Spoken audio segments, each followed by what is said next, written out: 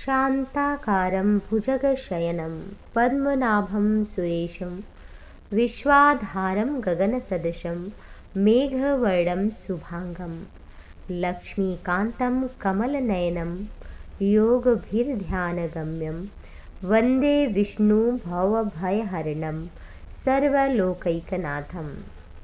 आइए श्रवण करते हैं कार्तिक मास के शुक्ल पक्ष की एकादशी, जिसे देवोत्थानी देव उठनी एकादशी कहा जाता है। इस एकादशी पर भगवान श्री हरि उठ जाते हैं, जागृत हो जाते हैं। इसी दिन भगवान शालिग्राम का तुलसी के साथ विवाह हुआ था।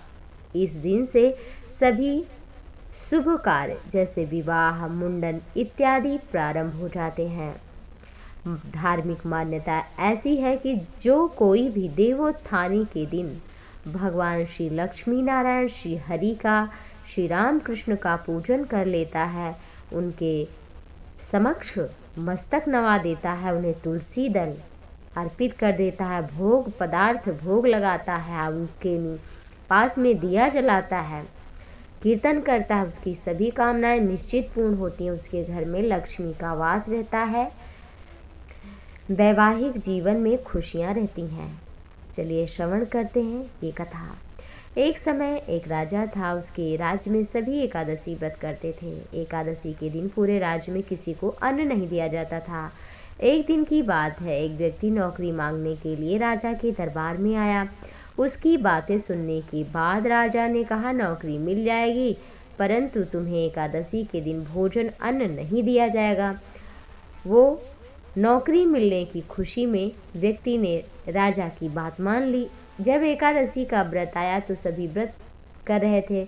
उसने भी फलाहार किया, लेकिन उसकी भूख नहीं मिटी। वो राजा के पास अन्न मांगने के लिए गया। राजा ने कहा कि फलाहार से नहीं भूख मिटी, क्या वो भूखों मर जाएगा, उसे खाने के लिए अन्न दिया जाए।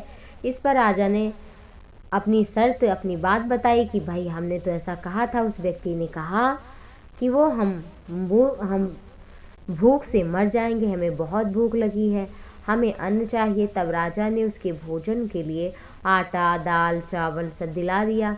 वो नदी के किनारे स्नान के लिए गया, भोजन बनाया, भोजन निकाला, भगवान को निमंत्रण दिया। तब भगवान विष्णु भोजन के लिए आए, फिर चले गए। वो भी अपने काम में लगा रहा। फिर दूसरे मास की एकादशी आई। इस बार उसने अधिक अनाज मांगा। राजा ने कहा, क्या कारण है? पिछली बार भोजन कर लिए, इससे वह भूखा रह गया। इतने अनाज से दोनों का पेट नहीं भरता। भगवान भी आए थे। राजा आश्चर्यचकित हो गया, उसको विश्वास ही नहीं हुआ। तब राजा को अपने साथ ले गया। उसने स्नान करके भोजन बनाया, भगवान को अपने मंत्रों के द्वारा, अपने भक्ति भाव के द्वारा कि प्रभु आओ भोजन करो, लेकिन भगवान नहीं आए। वह शाम तक इंतजार करता रहा। राजा पेड़ के पीछे छिप कर देख रहे थे। अंत में उसने कहा, हे प्रभु, अगर आप भोजन करने नहीं आएंगे तो हम मर जाएंगे, नदी में कूद कर जान दे देंगे। तो भगवान के ना आने पर वो नदी की ओर जाने लगा। तब भगवान प्रकट हुए तो फिर उसने भोजन कराया।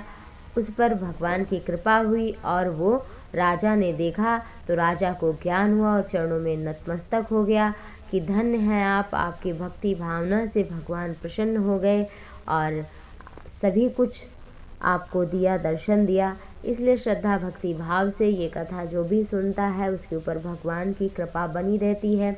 इस कथा को अवश्य ही श्रवण करना चाहिए। रात्रि में जागरण भी करना चाहिए, जागरण करके कीर्तन करना चाहिए। इससे भगवान श्री हरि बहुत ही प्रसन्न होते हैं और अपने कृपा की वर्षा करते हैं। तो आप सभी भी तुलसी के नीचे इस दिन दीपक जरूर जलाएं। इस दिन तुलसी शालिग्राम का विवाह करें। ऐसा ना संभव हो तो कम से कम भगवान को पुष्प ही चढ़ाएं। जैसा भी हो, लेकिन कुछ न कुछ धर्म कर्म जरूर करें। ये कथा आपका कल्याण करेगी, आपके घर में मंगल करेगी। जय श्री हरि।